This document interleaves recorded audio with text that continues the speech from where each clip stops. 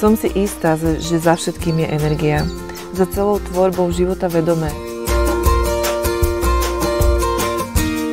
To vlastne znamená je to, že práca vnútorný svet, naše emócie, naše myšlienky, to ako premýšľame, ako sa cítime, naväzuje na seba.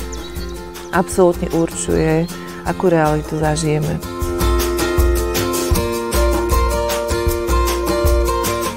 My si želáme viac pocitovo, než mentálne.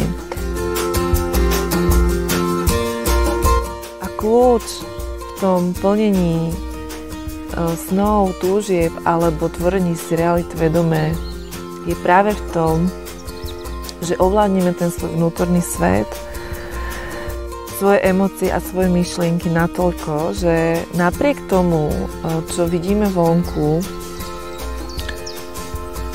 budeme vedieť, že to je len určitá ilúzia, určitý odraz našej minulej tvorby, minulej nevedomej tvorby, v slova zmysle, že sme nejako premýšľali, nejako sme sa cítili určitú dobu naspäť a toto je odraz toho, čo teraz zažívam, ale ja to môžem zmeniť práve teraz, v tejto chvíli, v tejto prítomnosti.